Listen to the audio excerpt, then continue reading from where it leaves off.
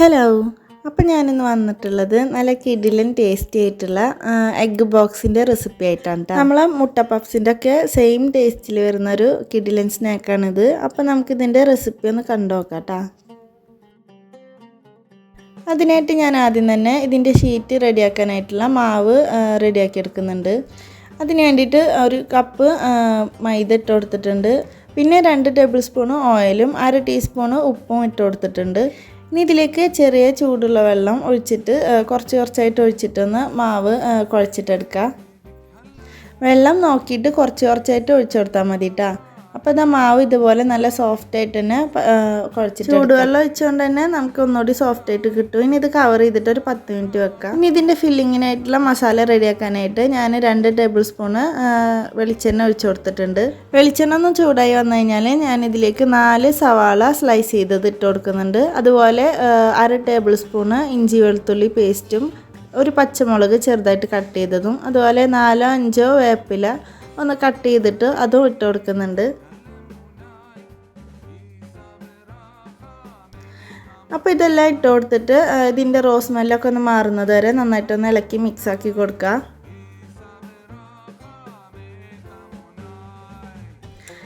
ഇനി നമുക്ക് ഇതിലേക്ക് മസാലയ്ക്ക് ആവശ്യമായിട്ടുള്ള ഉപ്പ് ഇട്ട് കൊടുക്കുക. ഉപ്പും കൂടെ ഇട്ടിട്ട് നന്നായിട്ടൊന്ന് വീണ്ടും ഇളക്കി മിക്സാക്കി കൊടുക്കുക. എന്നിട്ട് നമുക്കിത് ഈ ഒരു സവാള നല്ല സോഫ്റ്റ് ആക്കിയിട്ട് എടുക്കണം. അപ്പോൾ മീഡിയം ഫ്ലെയിമിലിട്ടിട്ട് സവാള നന്നായിട്ട് തന്നെ സോഫ്റ്റ് ആക്കിയിട്ട് എടുത്തിട്ടുണ്ട്. ഇനി നമുക്കിതിലേക്ക് ഒരു തക്കാളി ഇതുപോലെ ചെറുതാക്കി അരിഞ്ഞത് ഇട്ട് കൊടുക്കുക. അപ്പോൾ തക്കാളി നല്ല സോഫ്റ്റ് ആയിട്ട് വരുന്നത് വരെ നമുക്ക് ഒന്ന് വാട്ടിയിട്ടെടുക്കാം കേട്ടോ. അപ്പോൾ തക്കാളി ഇവിടെ നല്ല സോഫ്റ്റ് ആയിട്ട് തന്നെ വന്നിട്ടുണ്ട്. ഇനി നമുക്കിതിലേക്ക് ആവശ്യമായിട്ടുള്ള മസാലപ്പൊടികൾ ഇട്ട് കൊടുക്കാം. അതിനായിട്ട് ഞാനിവിടെ 3/4 ടീസ്പൂൺ കാശ്മീരി മുളക് പൊടിയും, അതുപോലെ 1/4 ടീസ്പൂൺ മഞ്ഞൾപ്പൊടി, 1/2 ടീസ്പൂൺ ഗരം മസാലപ്പൊടിയും കൂടി ഇട്ട് കൊടുത്തിട്ടുണ്ട്. ഇതെല്ലാം ഇട്ട് കൊടുത്തിട്ട് ഈ ഒരു മസാലപ്പൊടികളുടെ ഒക്കെ പച്ചമണം മാറുന്നത് വരെ വീണ്ടും ഒന്ന് ഇളക്കി മിക്സാക്കി കൊടുക്കുക. ഇനി ഇതിലേക്ക് കുറച്ച് മല്ലിയില ഇതുപോലെ ചെറുതാക്കി കട്ട് ചെയ്തിട്ട് ഇട്ട് കൊടുക്കുന്നുണ്ട്. എന്നിട്ട് വീണ്ടും നന്നായിട്ടൊന്ന് ഇളക്കി മിക്സാക്കി കൊടുക്കുക. അപ്പോൾ ഇതാ നമ്മളെ മസാല ഇവിടെ റെഡി ആയിട്ടുണ്ട് കേട്ടോ. ഇനി നമുക്കിത് മാറ്റി വെക്കാം. ഇനി ഇതിനായിട്ടുള്ള ഷീറ്റ് റെഡിയാക്കി എടുക്കുക. അപ്പോൾ നേരത്തെ കുഴച്ച് വെച്ച മാവിൽ നിന്ന് ഞാനിവിടെ കറക്റ്റ് 6 ബോൾസ് ആക്കിയിട്ട് എടുത്തിട്ടുണ്ട്. ഇനി ഇത് ഓരോ ബോൾസും പരത്തിയിട്ടെടുക്കുക.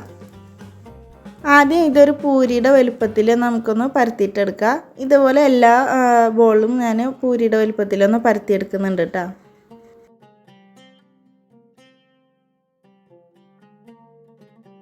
ഇനി ഇതിൽ ഒന്നിൻ്റെ മുകളിലായിട്ട് നമുക്ക് ഇതുപോലെ ഓയിൽ എല്ലാ ഭാഗത്തും ആവുന്ന രീതിയിലൊന്ന് സ്പ്രെഡ് ചെയ്ത് കൊടുക്കുക.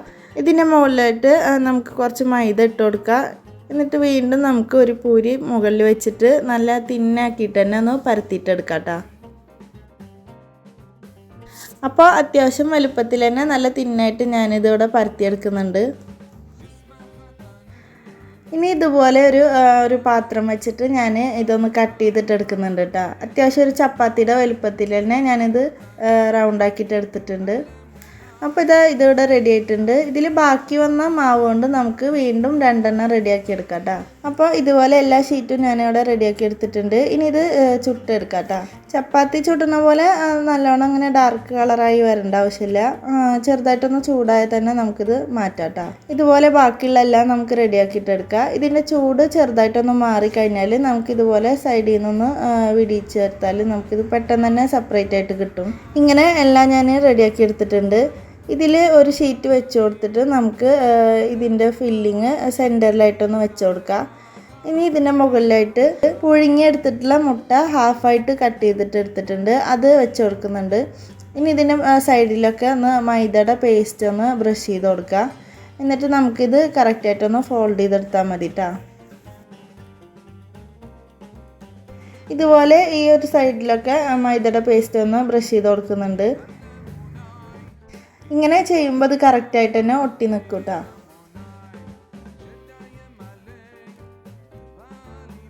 അപ്പോൾ ഇതുപോലെ വളരെ സിമ്പിളായിട്ട് തന്നെ നമുക്ക് ബാക്കിയുള്ള എല്ലാതും ഇതുപോലെ ഒന്ന് ഫോൾഡ് ചെയ്തിട്ടെടുക്കാം. ഇനി നമുക്കിതൊന്ന് ഫ്രൈ ആക്കിയിട്ടെടുക്കണം. അതിനായിട്ടൊരു പാനിൽ ഓയിൽ ചൂടാക്കിയ ശേഷം നമുക്കിത് ഇതുപോലെ ഒന്ന് ഇട്ട് കൊടുക്കുക. എന്നിട്ട് ഇതൊരു ഗോൾഡൻ കളർ ആകുന്നത് വരെ ഒന്ന് മീഡിയം ഫ്ലെയിമിൽ ഇട്ടിട്ടൊന്ന് ഫ്രൈ ചെയ്തിട്ടെടുക്കുക. ഒരു സൈഡ് ഏകദേശം ഗോൾഡൻ കളറായിന്ന് തോന്നിയാൽ നമുക്കിതൊന്ന് മറിച്ചിട്ട് കൊടുക്കാം കേട്ടോ.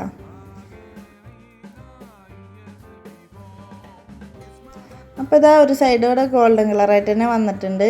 ഇനി നമുക്ക് മറ്റേ സൈഡും കൂടെ ഒന്ന് മീഡിയം ഫ്ലെയിമിലിട്ടിട്ട് ഫ്രൈ ആക്കിയിട്ടെടുക്കാം. അപ്പോൾ ഇതാ രണ്ട് സൈഡ് ഇവിടെ കറക്റ്റായിട്ട് തന്നെ ഫ്രൈ ആയി വന്നിട്ടുണ്ട്. ഇനി നമുക്കിത് കോരി മാറ്റാം. നമ്മൾ ഇങ്ങനത്തെ ഷീറ്റിൽ ചെയ്തുകൊണ്ട് തന്നെ നല്ല ക്രിസ്പി ആയിട്ടാണ് കേട്ടോ ഈ ഒരു സ്നാക്ക് കിട്ടിയിട്ടുള്ളത്. നമ്മൾ പുറത്തുനിന്നൊക്കെ മേടിക്കുന്ന എഗ്ഗ് പഫ്സിൻ്റെ ടേസ്റ്റിൽ തന്നെ അതേ ടേസ്റ്റിൽ തന്നെ നമുക്കിത് കിട്ടിയിട്ടുണ്ട്. ഈ ഒരു റെസിപ്പി ഇതുവരെ ആരെങ്കിലും ട്രൈ ചെയ്യാത്തവരുണ്ടെങ്കിൽ മസ്റ്റായിട്ടൊന്ന് ട്രൈ ചെയ്യണം കേട്ടോ. ഇഫ്താറിൻ്റെ ടൈമിലൊക്കെ നമുക്ക് വളരെ പെട്ടെന്ന് തന്നെ റെഡിയാക്കി എടുക്കാനായിട്ട് പറ്റും. നമുക്ക് ഈ ഷീറ്റ് നേരത്തെ തന്നെ റെഡിയാക്കി വെക്കുകയാണെങ്കിൽ ഒന്നുകൂടി ഈസി ആവും കേട്ടോ. അല്ലാന്നുണ്ടെങ്കിൽ നമുക്ക് സമൂസയുടെ ഷീറ്റിലൊക്കെ ഈ ഒരു ഫില്ലിങ് വെച്ചിട്ട് റെഡിയാക്കി എടുക്കാൻ പറ്റും. അപ്പോൾ ഈ ഒരു റെസിപ്പി ഇത്രയേ ഉള്ളൂ. ഈ ഒരു റെസിപ്പി ഇഷ്ടമായിട്ടുണ്ടെങ്കിൽ എല്ലാവരും ഒന്ന് ലൈക്ക് ചെയ്യാനും ഷെയർ ചെയ്യാനും കമൻറ്റ് ചെയ്യാനും മറക്കരുത്. അതുപോലെ സബ്സ്ക്രൈബ് ചെയ്യാതെ കാണുന്നവരുണ്ടെങ്കിൽ മറക്കാതെ ഒന്ന് സബ്സ്ക്രൈബ് ചെയ്യണേ. അപ്പോൾ ഇതുപോലെ നല്ലൊരു അടിപൊളി റെസിപ്പി ആയിട്ട് അടുത്ത വീഡിയോയിൽ കാണാം. താങ്ക്